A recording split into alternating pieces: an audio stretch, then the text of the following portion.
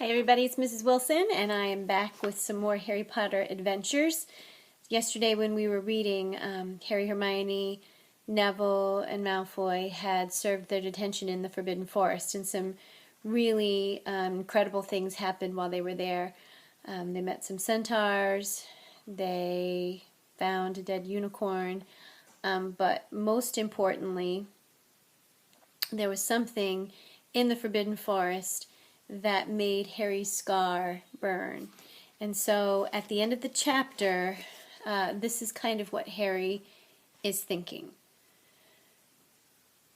So, all I've got to wait for now is Snape to steal the stone, Harry went on feverishly. Then Voldemort will be happy to come and finish me off.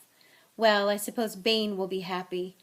Hermione looked very frightened, but she had a word of comfort. Harry, everyone says Dumbledore is the only one you know who was ever afraid of. With Dumbledore around, you know who won't touch you. Anyway, who says the centaurs are right? It sounds like fortune-telling to me, and Professor McGonagall says it's a very imprecise branch of magic. The sky had turned light before they stopped talking. They went to bed exhausted, their throats sore. But the night's surprises weren't over. When Harry pulled back his sheets, he found his invisibility cloak folded neatly underneath them, and there was a note pinned to it that said, "Just in case." And so today, I am going to start chapter 16 through the trapdoor.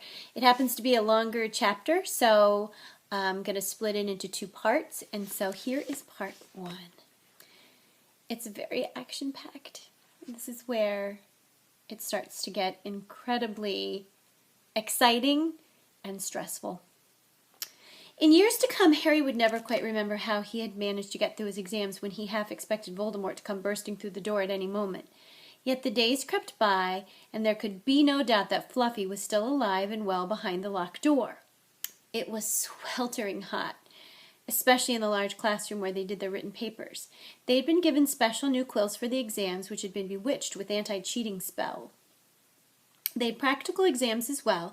Professor Flitwick called them one by one onto his desk to see if they could make a pineapple tap dance across a desk. Professor McGonagall watched them turn a mouse into a snuff box. Points were given for how pretty the snuff box was, but taken away if it had whiskers. Snape made them all nervous, breathing down their necks while they tried to remember how to make a forgetfulness potion. Harry did the best he could, trying to ignore the stabbing pains in his forehead which had been bothering him ever since his trip into the forest. Neville thought Harry had a bad case of exam nerves because Harry couldn't sleep, but the truth was that Harry kept being woken by his old nightmare, except that it was now worse than ever because there was a hooded figure dripping blood in it. Maybe it was because they hadn't seen what Harry had seen in the forest, or because they didn't have scars burning on their foreheads, but Ron and Hermione didn't seem as worried about the stone as Harry. The idea of Voldemort certainly scared them, but he didn't keep visiting them in dreams, and they were so busy with their studying they didn't have much time to fret about what Snape or anyone else might be up to. Their very last exam was History of Magic. 1 hour of answering questions about batty old wizards who invented self-stirring cauldrons, and they'd be free. Free for a whole wonderful week until their exam results came out. When the ghost of Professor Binns told them to put down their quills and roll up their parchment, Harry couldn't help but cheering with the rest. "That was far easier than I thought it would be," said Hermione as they joined the crowds flocking onto the sunny grounds. "I needn't have learned about the 1637 werewolf code of conduct or the uprising of Elfric the Eager." Hermione always liked to go through their exam papers afterward, but Ron said this made him feel ill. So they wandered down to the lake and flopped under a tree. The Weasley twins and Lee Jordan were tickling the tentacles of a giant squid, which was basking in the warm shallows. "No more studying," Ron sighed happily, stretching out on the grass. "You could look more cheerful, Harry. We've got a week before we find out how badly we've done. There's no need to worry yet." Harry was rubbing his forehead. "I wish I knew what this means," he burst out angrily. "My scar keeps hurting. It's happened before, but never as often as this." "Go to Madame Pomfrey," Hermione suggested. "I'm not ill," said Harry. "I think it's a warning. It means danger's coming." Ron couldn't get worked up. It was too hot. "Harry, relax. Hermione's right. The stone's safe as long as Dumbledore's around. Anyway, we've never had any proof Snape found out how to get past Fluffy. He nearly had his leg ripped off once. He's not going to go try it again in a hurry. And Neville will play Quidditch for England before Hagrid lets Dumbledore down. Harry nodded, but he couldn't shake off a lurking feeling that there was something he'd forgotten to do. Something important. When he tried to explain this, Hermione said, "That's just the exams. I woke up last night and was halfway through my Transfiguration notes before I remembered we'd done that one." Harry was quite sure the unsettled feeling didn't have anything to do with work, though.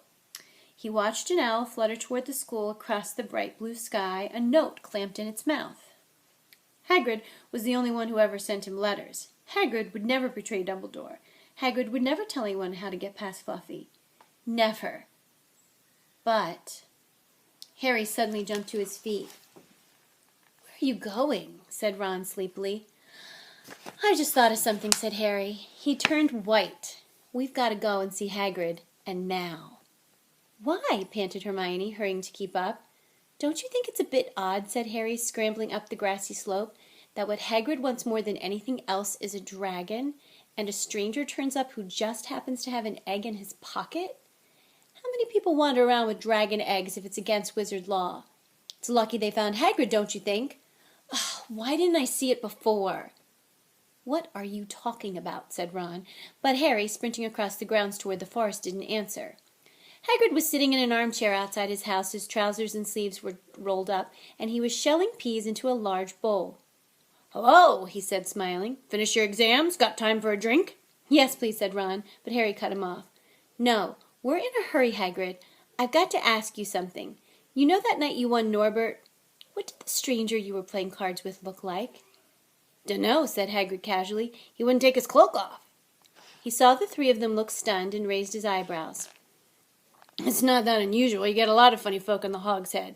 That's the pub down in the village. Might have been a dragon dealer, mightn't he? I never saw his face. He kept his hood up." Harry sank down next to the bowl of peas. "What did you talk to him about, Hagrid? Did you mention Hogwarts at all?" "Might have come up," said Hagrid, frowning as he tried to remember. "Yeah, he asked what I did, and I told him I was gamekeeper here. He asked a bit about the sort of creatures I look after, so I told him, and I said what I'd always really wanted was a dragon. And then, can't remember too well because he kept buying me drinks. Let's see, yeah. Then he said he had the dragon egg and we could play cards if I wanted. But he had to be sure I could handle it. He didn't want it to go to any old home. So I told him after Fluffy, a dragon would be easy." "And did he seem interested in Fluffy?" Harry asked, trying to keep his voice calm. "Well, yeah, how many three-headed dogs do you meet? Even around Hogwarts. So I told him Fluffy's a piece of cake if you know how to calm him down. Just play him a bit of music and he'll go straight off to sleep." Hagrid suddenly looked horrified. "I shouldn't have told you that," he blurted out. "Forget I said it. Hey, where are you going?" Harry, Ron, and Hermione didn't speak to each other at all until they came to a halt in the entrance hall, which seemed very cold and gloomy after the grounds. "We've got to go to Dumbledore," said Harry. "Hagrid told the stranger how to get past Fluffy, and it was either Snape or Voldemort under that cloak. It must have been easy once he'd gotten Hagrid drunk. I just hope Dumbledore believes us. Firenze might back us up if Vane doesn't stop him. Where is Dumbledore's office?" They looked around as if hoping to see a sign pointing them in the right direction. They had never been told where Dumbledore lived, nor did they know anyone who'd been sent to see him. We'll just have to," Harry began, but a voice suddenly rang across the hall. "What are you three doing inside?" It was Professor McGonagall carrying a large pile of books. We want to see Professor Dumbledore," said Hermione, rather bravely, Harry and Ron thought. "See Professor Dumbledore?" Professor McGonagall repeated as though this was a very fishy thing to want to do. "Why?" Harry swallowed. Now what? "It's sort of a secret," he said, but he wished at once he hadn't because Professor McGonagall's nostrils flared. "Professor Dumbledore left 10 minutes ago," she said coldly. "He received an urgent owl from the Ministry of Magic and flew off for London at once." "He's gone?" said Harry frantically. "Now?" "Professor Dumbledore is a very great wizard, Potter. He has many demands on his time." "But this is important." "Something you have to say is more important than the Ministry of Magic, Potter?" Look, said Harry, throwing caution to the winds. Professor, it's about the Sorcerer's Stone. Whatever Professor McGonagall had expected, it wasn't that. The book she was carrying tumbled out of her arms, but she didn't pick them up. How do you know? She spluttered. Professor, I think I know that someone's going to try and steal the stone. I have got to talk to Professor Dumbledore. She eyed him with a mixture of shock and suspicion. Professor Dumbledore will be back tomorrow, she said finally. I don't know how you found out about the stone, but rest assured, no one can possibly steal it. It's too well protected. But Professor, Potter, I know what I'm talking about, she said shortly. She bent down and gathered up the fallen books. I suggest you all go back outside and enjoy the sunshine. But they didn't. It's tonight, said Harry, once he was sure Professor McGonagall was out of earshot. Snape's going through the trapdoor tonight. He's found out everything he needs, and now he's got Dumbledore out of the way. He sent that note. I bet the Ministry of Magic will get a real shock when Dumbledore turns up. But what can we... Hermione gasped.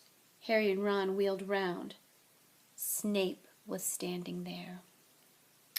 Good afternoon, he said smoothly. They stared at him. You shouldn't be inside on a day like this, he said with an odd, twisted smile. We were, Harry began without any idea what he was going to say. You want to be more careful, said Snape.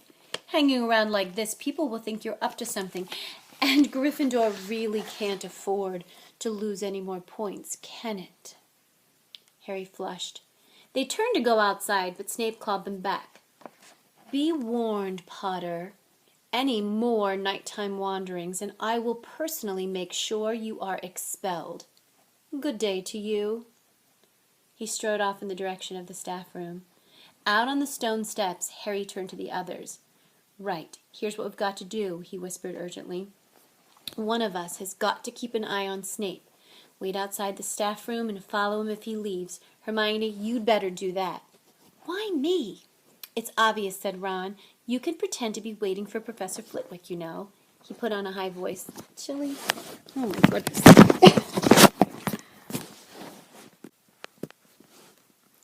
It's obvious, said Ron. You can pretend to be waiting for Professor Flitwick, you know. He put on a high voice. Oh, Professor Flitwick, I'm so worried. I think I got question 14B wrong. Oh, shut up, said Hermione, but she agreed to go and watch out for Snape. And we better stay outside the third floor corridor, Harry told Ron. Come on. But that part of the plan didn't work. No sooner had they reached the door separating Fluffy from the rest of the school than Professor McGonagall turned up again, and this time she lost her temper. I suppose you think you're harder to get past than a pack of enchantments, she stormed. Enough of this nonsense. If I hear you've come anywhere near here again, I'll take another 50 points from Gryffindor. Yes, Weasley, from my own house. Harry and Ron went back to the common room.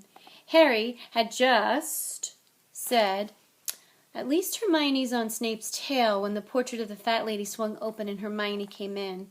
I'm sorry, Harry, she wailed. Snape came out and asked me what I was doing, so I said I was waiting for Flitwick, and Snape went on to get him, and I've only just got away. I don't know where Snape went. Well, that's it then, isn't it? Harry said. The other two stared at him. He was pale and his eyes were glittering. I'm going out of here tonight, and I'm going to try and get to the stone first. You're mad, said Ron. You can't, said Hermione. After what McGonagall and Snape have said, you'll be expelled. So what? Harry shouted. Don't you understand? If Snape gets hold of the stone, Voldemort's coming back. Haven't you heard what it was like when he was trying to take over? There won't be any Hogwarts to get expelled from. He'll flatten it or turn it into a school for the dark arts. Losing points doesn't matter anymore. Can't you see? Do you think he'll leave you and your families alone if Gryffindor wins the House Cup? If I get caught before I get to the stone, well, I'll have to go back to the Dursleys and wait for Voldemort to find me there. It's only dying a bit later than I would have because I'm never going to the dark side.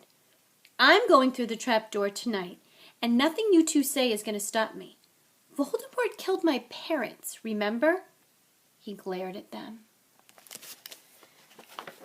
You're right, Harry, said Hermione in a small voice. I'll use the invisibility cloak, said Harry. It's just lucky I got it back. But will it cover all three of us? Said Ron. All three of us?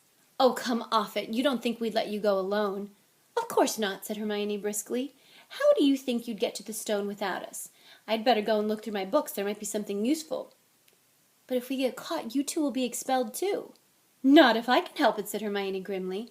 Flitwick told me in a secret that I got 112% on his exam. They're not throwing me out after that. And that is where we're going to pause. And so, when we pick back up, it's going to be continuing at dinner time when they are finalizing their plans for going through the trapdoor into the dungeons underneath the castle. So brace yourself for some real adventures. Hope everybody had a great day, and everybody has a great day, depending on when you listen to this. And I will talk to you guys soon.